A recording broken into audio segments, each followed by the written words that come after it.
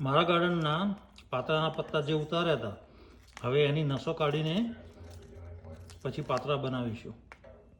આપણે બધા જ પત્તાની નસો કાઢી લીધેલ છે. હવે એને પાણીથી ધોઈ નાખીશું.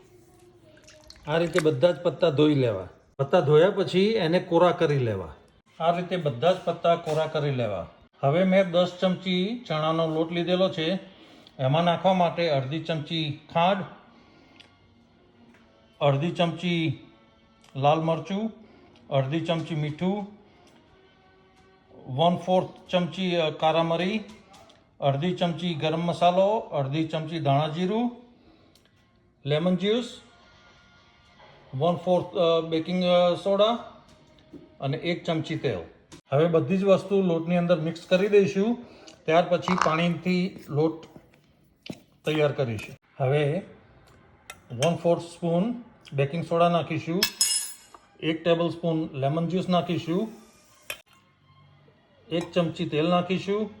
ધીમે ધીમે થોડું થોડું પાણી એડ કરીને સરસ જાડું ખીરું તૈયાર કરીશું.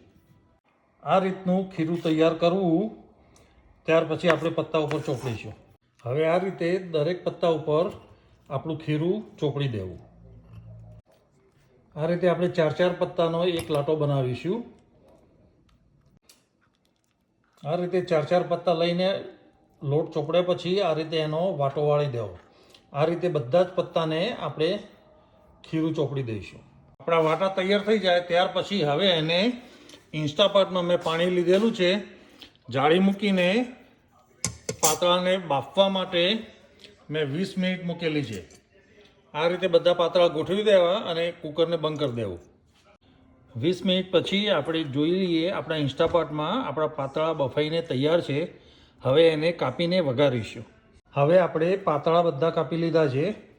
સાથે ડુંગળી ઓપ્શનલ છે, મને ગમે છે એટલે મેં નાખી છે. બાકી તમે ટોપરું કે બીજું કંઈ પણ નાખી શકો. મરચાં, ધાણા, મેં 2 ચમચી તેલ લીધેલું છે, એને ગરમ કરવા મૂક્યું છે. સાથે વઘારમાં તલ, રાઈ, લાલ મરચું, હળદર અને મીઠો લીમડો. આપણું તેલ ગરમ થઈને તૈયાર છે. હવે એમાં વઘાર નાખીશું. આપણો વઘાર સતળાઈ જાય ત્યાર પછી એમાં ડુંગળીને મરચાં નાખીશું. એને 1-2 મિનિટ માટે સાંતળવા. હવે આ ટાઈમે આપણે 1 ચમચી લેમન જ્યુસ એડ કરીશું.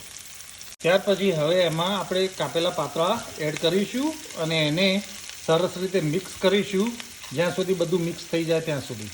ત્યાર પછી એમાં ટોપરાની છાલ અને ધાણા તમે એડ કરી શકો છો. તમે જોઈ શકો છો આપણા પાતળા થઈને તૈયાર છે. હવે આની ઉપર ટોપરાની છીણ અને ધાણા તમે એડ કરી શકો છો. મેં ટોપરાની છીણ યુઝ નથી કરી.